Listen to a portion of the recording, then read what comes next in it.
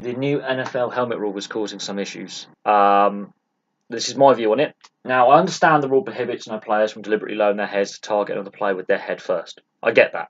I get the fact that they've got player safety in mind. I get that. I'm for that. We've seen it in rugby union, rugby league with the crusher tackle. Here's an issue that I have.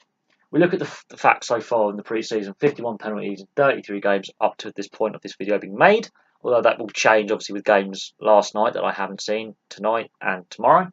There's been 43 penalties on defensive players up to the point of this video being made, so obviously that's going to go up, and 8 on offensive players. That will also go up, but I'm very surprised by about 1/5 of the penalties being on the offensive players. Really odd. Coaches and defensive players have come out and says the rule change requires too much tackle adjustment, and it will require adjustment.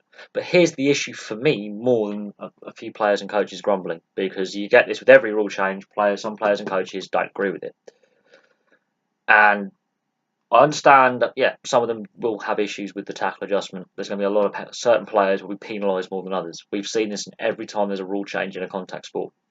The concerns I have, where I think the NFL have got this wrong and other sports may have got a rule change right when it comes to the tackle area, is the inadvertent contact not being classed as a foul, and they're not using the instant replay extra. They're just keeping the same amount of instant replays, no additional use. Rugby league, rugby union and ice hockey have basically come up with the crusher tackle in rugby union and rugby league, even if it's accidental and it's just bad positioning on the attacking player's part where he's been tackled, it's still a foul. Even if it's accidental and it's not intentional, still a foul. Not using that means that if someone does get away with a headshot, they get away with it. If it hasn't been seen and they get away with it, they get cited later. It's too late for that player that's been injured. I'm in favour of the rule, but there's issues. The replay and the inadvertent contact not being a foul. If other sports say even if it's accidental, it's still classed as a penalty. And I'm using rugby as a prime example because I've just watched the Challenge Cup final in rugby league today. There was one possible crusher tackle that thankfully the tackling player realised he got the tackles player in the wrong position, and you could see him starting to back off the tackle a little bit.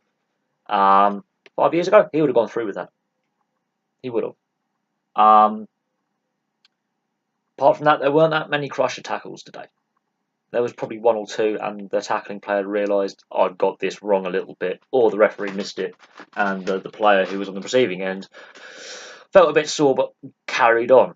But that inadvertent contact not classed as a foul, I think that get rid of that, make it a foul even if it's accidental, and the lack of use of the additional replay on the instant replay, that's going to be a hot talking point when in the regular season or in the playoffs or in the Super Bowl, this rule comes up and a Super Bowl is decided and they're not using that, and it may be that, and it comes down and that coach of the opposition team is the penalised team is literally blowing a gasket.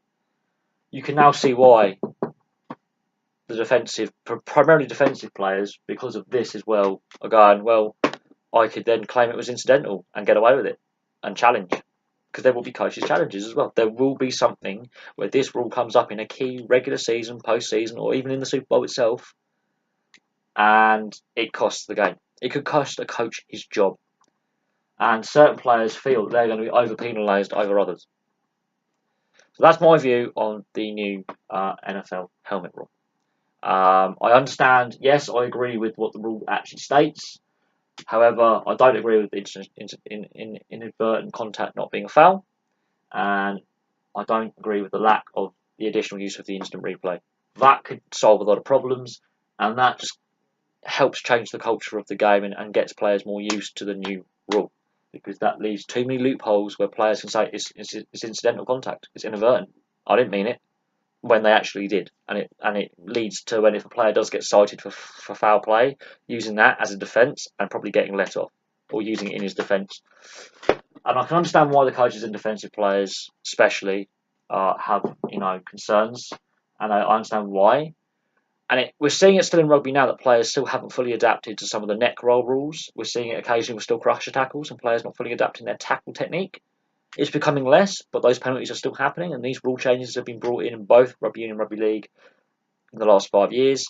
Ice hockey with hits to the head, even incidental, they're now classed as penalties, and the penalty count for headshots is still there. Players are still getting done for it. You would think they would have possibly, I'm not going to hit this guy in the head, I don't want to face a 10-week ban. But no, they're still hitting players in the head when they know it's wrong. So I can understand tackle adjustment. It's also a mental adjustment as well. But there we go, that's my view on the NFL helmet rule. It's a good rule in concept, but there's still too many grey areas in it. And I think the NFL are going to have some controversy this season with this rule. It's the same in any sport. They bring a new rule in or a new procedure in. There's going to be some teething issues, and there's going to be some entrenchment from existing players and coaches. But we'll see what fans think of it. We'll see how it affects the regular season, because pre-season is when you want to really test any rule changes, and then you can say yay or nay on a rule going forward.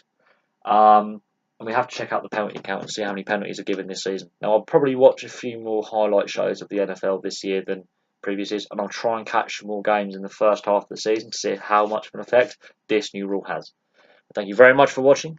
Please like and subscribe and place your comments below. If you are an NFL fan, what do you make of this rule? Do you think it's a bit of a smudge? Because I think, in principle, good rule. I think, yeah, a bit of a smudge when it comes to no additional use of the instant replay and inadvertent contact not being a foul. If you want to improve safety, even inadvertent contact has to be classed as a foul. And then the tackle technique will improve. But thank you very much for watching, and I'll have some more videos for you soon.